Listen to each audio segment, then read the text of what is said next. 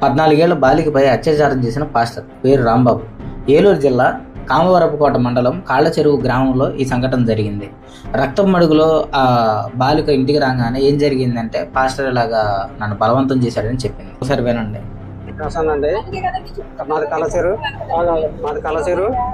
ఇలా పాప అయితే ఓవర్ బ్లీడింగ్ అవుతుందండి. అందువల్ల పాప క్రిటికల్గా ఉంది. డాక్టర్ గారు అయితే చాలా సీరియస్గా ఉందని చెప్పారండి.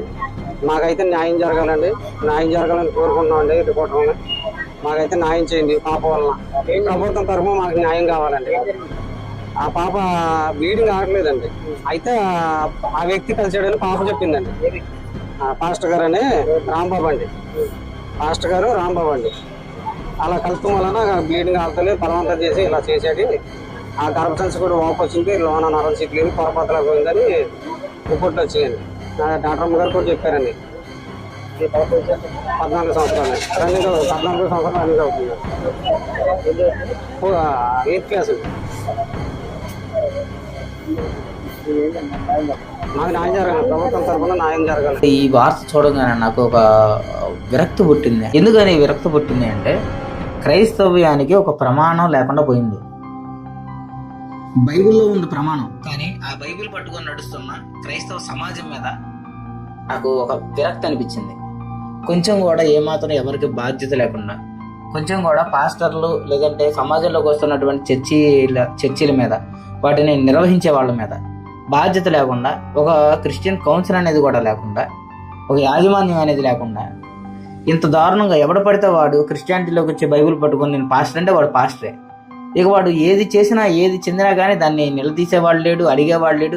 అసలు బైబిల్ పక్షాన్ని నుంచొని అసలు ఇది బైబిల్ ప్రకారంగా ఉందా మీరు చేసేది అనేది దాన్ని ఇన్వెస్టిగేషన్ చేసేవాడే లేడు.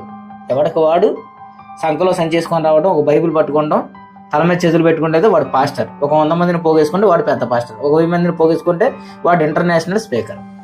ఇలాంటి వాతావరణంలో పుట్టుకొచ్చినటువంటి ఒక కలుపు మొక్కే ఈరోజు ఈ కామవరపుకోట అనే ఈ మండలంలో ఈ కాళ్ళచెరువు అనే గ్రామంలో చేశాడు ఈ పాస్టర్. ఇప్పుడు 14 ఏళ్ళ పిల్ల జీవితం నాశనం అయిపోయింది. వాళ్ళ తల్లిదండ్రులు మాట్లాడుతున్నారు, విన్నారు కదా. ఎంత బాధాకరమైన విషయం అది, ఎంత బాధాకరమైన విషయం. అంటే నేనేం చెప్పదలుచుకుంటున్నాను అంటే, క్రిస్టియానిటీ పేరు అడ్డం పెట్టుకొని, లేదంటే క్రైస్తవ పాస్టర్ అనే పేరు అడ్డం పెట్టుకొని, తను ఏది తప్పు చేసినా అది ఒప్పు అయిపోదు. అర్థమైందా? తప్పు తప్పే. కాబట్టి ఇక్కడ మనం ఎలా చూడాలి అంటే, ఒక రిలీజియన్గా లేదంటే ఒక మతపరమైన వ్యక్తిగా చూడకూడదు. ఇప్పుడు తన బాధ్యత ఒక క్రైస్తవ వృత్తిలో తను ఉండొచ్చు, కానీ దాన్ని దాటి తాను ప్రవర్తించాడు. అసలు బైబిల్ ఎక్కడ ఇలాంటి వాటికి తావివ్వదు. బైబిల్ పరిశుద్ధత, పాపలేని జీవితానికి మాత్రమే ఒక నిర్దేశాన్ని ఇస్తుంది, ఒక క్రమబద్ధీకరిస్తూ ఉంది. కానీ దీన్ని దాటి ప్రవర్తించాడు అంటే తను క్రైస్తవ్యానికి చెందిన వ్యక్తి కాదు. కాబట్టి దీన్ని గమనించుకొని ఖచ్చితంగా ప్రభుత్వ వారు చర్యలు తీసుకోవాలి, దీని మీద స్పందించాలి. ప్రతి ఒక్కళ్ళు దీని గురించి స్పందించండి. రెండవది, ఈ వ్యక్తికి శిక్ష పడాలి, ప్రభుత్వ పరంగా శిక్ష పడాలి. ఎక్కడున్నా కానీ పట్టుకొని ఇతనికి గవర్నమెంట్ పరంగా వచ్చే ప్రతి శిక్ష పడాలి, ఆ కుటుంబానికి న్యాయం జరగాలి.